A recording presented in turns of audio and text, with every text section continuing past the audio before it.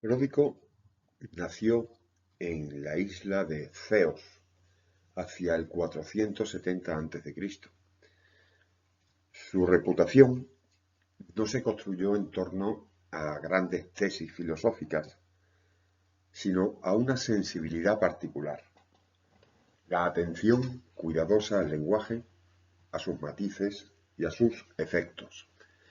Allí donde otros sofistas buscaban persuadir mediante brillantez retórica, Pródico se preocupó por la exactitud en el uso de las palabras, convencido de que la confusión entre términos conduce a errores tanto en el pensamiento como en la acción. Impartía diferentes niveles de enseñanza. En el nivel más básico se ofrecía instrucción elemental en argumentación y lenguaje. En el superior era un ejercicio más exigente, destinado a quienes aspiraban a intervenir en la vida pública. Su enseñanza no se centraba en la ornamentación verbal, sino en la capacidad de distinguir con precisión aquello que se dice de aquello que se quiere decir. Para Pródico, hablar con corrección era pensar con claridad. Sócrates, según los diálogos platónicos, lo apreciaba especialmente por este tema, ¿no? En el Protágoras, por ejemplo, Sócrates ironiza sobre su habilidad para distinguir entre palabras cercanas como gozo, placer, alegría, pero la mención no es burla, es reconocimiento. El detallismo lingüístico de Pródico anticipa algo que va a volver a aparecer también siglos después, la convicción de que el lenguaje no sólo expresa pensamiento, sino que lo estructura. Una de las aportaciones quizá más destacadas de Pródico es el relato conocido como la elección de Heracles. Esta narración no es un mito en el sentido estricto, sino un recurso pedagógico destinado a mostrar la diferencia entre dos caminos vitales, el del esfuerzo y el de la complacencia. En el relato, el joven Heracles se encuentra en una encrucijada donde aparecen dos figuras femeninas, virtud y vicio. La primera le promete una vida difícil, sostenida por el trabajo, disciplina, renuncia, pero coronada por honor y por plenitud. La segunda, vicio, le ofrece placer inmediato, facilidad, ausencia de esfuerzo, aunque bajo esa apariencia cómoda se oculta una existencia vacía, dependiente y finalmente destructiva. El mensaje es muy directo. La excelencia no nace del azar ni del privilegio, sino de la elección consciente. La vida buena requiere esfuerzo, deliberación, compromiso. No basta con desearla, hay que trabajarla. Esta narración tuvo una larga descendencia. Aparece reelaborada por autores helenísticos, moralistas romanos, incluso pensadores cristianos posteriores.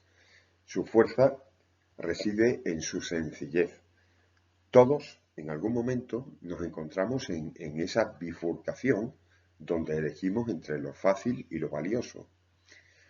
Otro aspecto notable de Pródico es su reflexión sobre el origen del lenguaje y de las creencias religiosas. Según algunos testimonios, sostenía que los seres humanos comenzaron a llamar dioses a aquello que les resultaba útil o indispensable, los ríos, el sol o el viento.